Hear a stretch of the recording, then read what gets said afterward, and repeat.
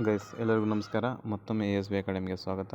ನೋಡ್ಬೋದು ಗೈಸ್, ಎಲ್ಲರಿಗೂ ಒಂದು ಖುಷಿ ವಿಚಾರ, ಒಂದು ಗುಡ್ ನ್ಯೂಸ್ ಏನಂತಂದರೆ ಈ ರೋಸ್ಟರ್ ಪ್ರಕ್ರಿಯೆ ಅಂತಿಮವಾಗಿ ಫೈನಲೈಸ್ ಆಗಿದೆ. ಈ ರೋಸ್ಟರ್ ಪ್ರಕ್ರಿಯೆ ಆದಮೇಲೆ ಈ ಒಂದು ನೋಟಿಫಿಕೇಷನ್ ಬರ್ತಾ ಇರೋದು ಮೊದಲನೇ ಸತಿ. ಸೊ ರೋಸ್ಟರ್ ಪ್ರಕ್ರಿಯೆ ಫೈನಲ್ಗೊಂಡು ಒಂದು ನೇಮಕಾತಿ ಯಾವ್ದಾದ್ರು ಸ್ಟಾರ್ಟ್ ಆಗಿತ್ತಪ್ಪ ಅಂತಂದರೆ ಅದು VAO ಅಲ್ಲ. ಅಂದ್ಕೊಂಡಿದ್ರಿ VAO ಆಗ್ತದೆ, ಆಮೇಲೆ PC ಆಗ್ತದೆ ಅಂತ ಅಂದ್ಕೊಂಡಿದ್ರಿ, ಬಟ್ ಅದಲ್ಲ. ಯಾವುದಾಗಿದೆ ಅಂತ ಕೇಳಿದಾಗ SDA FDA ಆಗಿದೆ. ಸೊ SDA FDA ಆಗಿದೆ. ನೆಕ್ಸ್ಟ್ PC PSI VAO ಯಾವಾಗ ಆಗ್ತದೆ ಅಂತೇಳಿ ಅದನ್ನ ವಿಡಿಯೋನ ಕೊನೆವರೆಗೂ ನೋಡಿ ಹೇಳ್ತೀನಿ ನಾನು. ಬನ್ನಿ ನೋಡೋಣ ಇವಾಗ ಏನೇನಿದೆ, ಎಷ್ಟೆಷ್ಟು ಹುದ್ದೆಗಳು ಕರೆದಿದ್ದಾವೆ, ಮುಂದಿನ ಏನು ಸಮಾಚಾರ ಅಂತ ಮಾತಾಡ್ತಾ ಹೋಗೋಣ. ನೋಡ್ಬೋದು ಇಲ್ಲಿ ಉಳಿಕೆ ಮೂಲ ವೃಂದದ ಖಾಲಿ ಇರುವಂತಹ ಗ್ರೂಪ್ C ಹುದ್ದೆಗಳ ನೇಮಕಾತಿಗೆ ಸಂಬಂಧಪಟ್ಟಂತೆ ಆನ್ಲೈನ್ ಮೂಲಕ ಅರ್ಜಿಗಳನ್ನ ಭರ್ತಿ ಮಾಡ್ಕೋತೀವಿ ಅಂತ ಹೇಳಿದ್ದಾರೆ. ಸೊ ಪದವಿ ಮತ್ತು ತತ್ಸಮಾನ ವಿದ್ಯಾರ್ಥಿ ಹೊಂದಿರುವಂಥ ವಿದ್ಯಾರ್ಥಿಗಳು FDA ಅಂತ ಕರಿತೀವಿ. ಆ FDA 2 ಹುದ್ದೆಗಳಿದ್ದಾವೆ. FDA 2 ಹುದ್ದೆ. ಆಮೇಲೆ PUC ಅಥವಾ ತತ್ಸಮಾನ ಹುದ್ದೆಗೆ ಸಂಬಂಧಪಟ್ಟಂತೆ ಇದು SDA ಇರ್ತವೆ. SDA ಎಷ್ಟು ಟೋಟಲಾಗಿ 4 ಹುದ್ದೆಗಳು. ಎಷ್ಟಾಯ್ತಪ್ಪ? 6 ಹುದ್ದೆಗಳಾಯಿತು. ಸೊ ಒಂದು ನೀವು ತಪ್ಪು ಮಾಡೋಕ್ಕೆ ಹೋಗ್ಬೇಡ್ರಿ. ಏನಂತಂದರೆ ಇಷ್ಟೆಲ್ಲ ಕಾಂಪಿಟೇಷನ್ ಇದೆ, ಓನ್ಲಿ 6 ಹುದ್ದೆಗಳು ಯಾರಿಗೆ ಸಾಕಾಗ್ತವೆ? ಈ ಗಲ್ತಿ ಅಂತೂ ಮತ್ತೆ ಮಾಡೋಕ್ಕೆ ಹೋಗ್ಬೇಡ್ರಿ. ಈ ಒಂದು ತಪ್ಪನ್ನು ಮಾಡೋಕ್ಕಲೇ ಹೋಗಬೇಡಿ. ಯಾಕಂತಂದರೆ 6 ಹುದ್ದೆಗಳು ಇವಾಗಿದ್ದಾವೆ ಪ್ರೆಸೆಂಟ್, ಬಟ್ ಇದಕ್ಕೆ ಆ್ಯಡ್ ಮಾಡ್ತಾರೆ. ತುಂಬ ಹುದ್ದೆಗಳು ಖಾಲಿ ಇದ್ದಾವೆ SDA FDA, ಅವುಗಳನ್ನ ಆ್ಯಡ್ ಮಾಡ್ತಾರೆ.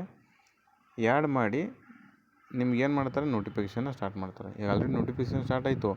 ಅಪ್ಲಿಕೇಶನ್ ಹಾಕೋಕ್ಕೆ ನಿಮಗೆ ಓನ್ಲಿ 15 ದಿನ ಮಾತ್ರ ಟೈಮ್ ಕೊಟ್ಟಿದ್ದಾರೆ. ಇವತ್ತಿಂದ ಸ್ಟಾರ್ಟ್ ಆಗಿದೆ. 20/5/2026 ಅಪ್ಲಿಕೇಶನ್ ಸ್ಟಾರ್ಟ್ ಆಗಿದೆ. 3ಕ್ಕೆ ನಿಮ್ಮದು ಎಂಡ್ ಆಗ್ತದೆ. 3/6/26. ಓಕೆ, ನೋಡಿ ನಿಮ್ಗೆ 15 ದಿನ ಕೂಡ ಟೈಮ್ ಕೊಟ್ಟಿಲ್ಲ ಅವರು, ಯೋಚನೆ ಮಾಡಿ. ಹಾಗಾಗಿ ಕರೆಕ್ಟಾಗಿ ಅಪ್ಲಿಕೇಶನ್ ಹಾಕಿ. 6 ಅದಾವ ಅಂತೇಳಿ ಹಾಕ್ಲಾರ್ದೆ ಉಳಿಬೇಡ್ರಿ. ಯಾಕಂತಂದರೆ ಈಗೊಂದು ₹750 ಇದೆ ಅಂತ ಅಂದ್ಕೊಳ್ಳಿ.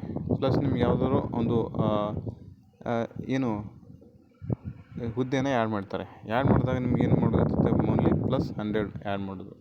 +100 ಆ್ಯಡ್ ಮಾಡ್ತಾ ಹೋಗೋದು. +100 ಆ್ಯಡ್ ಮಾಡ್ತಾ ಹೋದರೆ ಅದಕ್ಕೆ ನೀವು ಅಪ್ಲಿಕೇಶನ್ ಸಲ್ಲಿಸಿದರೆ ಮಾತ್ರ ಆ್ಯಡ್ ಮಾಡೋಕ್ಕೆ ಬರ್ತದೆ. ಓಕೆ, ಹಾಗಾಗಿ ಯಾರು ಕೂಡ ಮಿಸ್ ಮಾಡೋಕ್ಕೆ ಹೋಗಬೇಡಿ. 6 ಇದ್ದರೂ ಕೂಡ ಹಾಕಿ. ಓಕೆ, ಸೊ ನೋಡ್ಬೋದು ನಿಮಗೆಲ್ಲ ಒಂದು ಟ್ರಸ್ಟ್ ಬಂದಿದೆ ಅಂತ ಅನ್ಕೋತೀನಿ. ನಿಮಗೆಲ್ಲ ಒಂದು ಸರ್ಕಾರದ ಮೇಲೆ, ಈ ರೋಸ್ಟರ್ ಪ್ರಕ್ರಿಯೆ ಮೇಲೆ ಒಂದು ನಿಮಗೆ ಟ್ರಸ್ಟ್ ಬಂದಿದೆ ಅಂತ ಅಂದ್ಕೊತೀನಿ. ಓಕೆ, ಇನ್ನು ಮೊದಲ ಹೆಜ್ಜೆ ಸ್ಟಾರ್ಟ್ ಆಗಿದೆ. ಆಲ್ರೆಡಿ FDA SDA ಎಲ್ಲ ಆಗಬೇಕಾಗಿತ್ತು, ಬಟ್ SDA FDA ಸ್ಟಾರ್ಟ್ ಆಗಿದ್ದಾವೆ.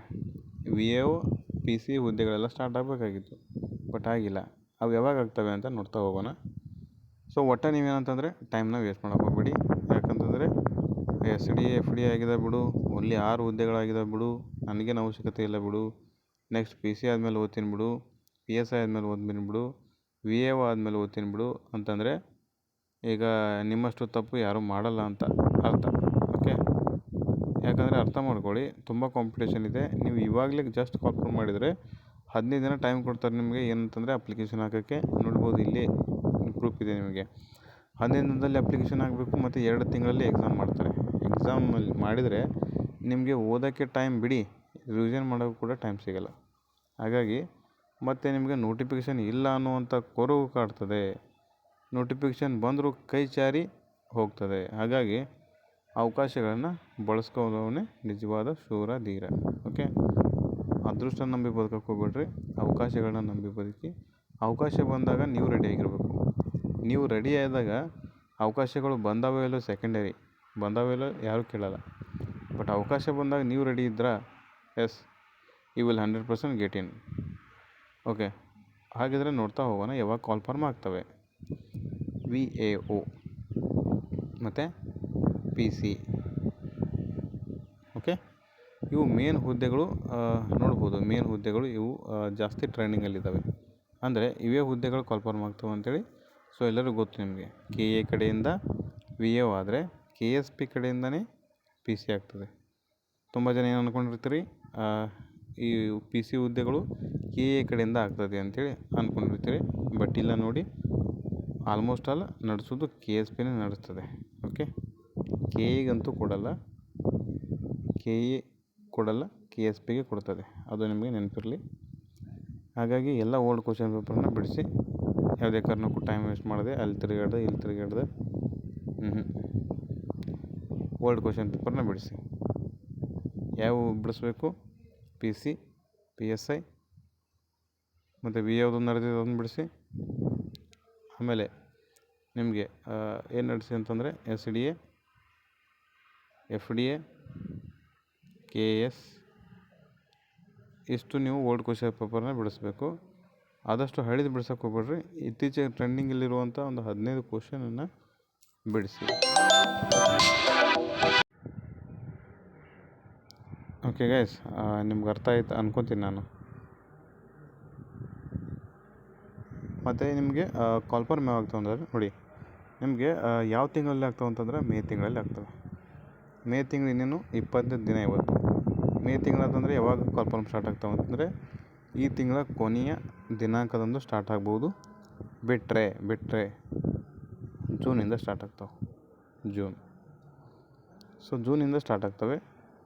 ಜೂನ್ ಸ್ಟಾರ್ಟ್ ಆಗಿ ಜೂನ್ ಎಂಡ್ವರೆಗೂ ನಿಮ್ಮದು ಎಲ್ಲ ಕಾಲ್ಫಾರ್ಮ್ಗಳು ಆಗುವಂಥ ಚಾನ್ಸಸ್ ಇದೆ.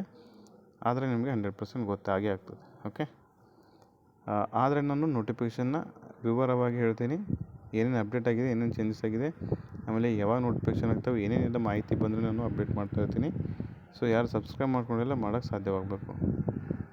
ಓಕೆ, ಅಕಸ್ಮಾತ್ ಇನ್ನು ಜೂನಲ್ಲಿ ಆಗಲಿಲ್ಲ ಅಂತಂದರೆ ಏನು ಗತಿ? ಜೂನಲ್ಲಿ ಆಗಲಿಲ್ಲ ಅಂತಂದರೆ ನೀವು ಹೋಗಿಬಿಡ್ಬೇಕು. ಯಾಕಂತಂದರೆ ಜೂನಲ್ಲಿ ನಿಮಗೆ ಏನಾಗ್ತದೆ, GB ಎಲೆಕ್ಷನ್ ಸ್ಟಾರ್ಟ್ ಆಗುತ್ತೆ.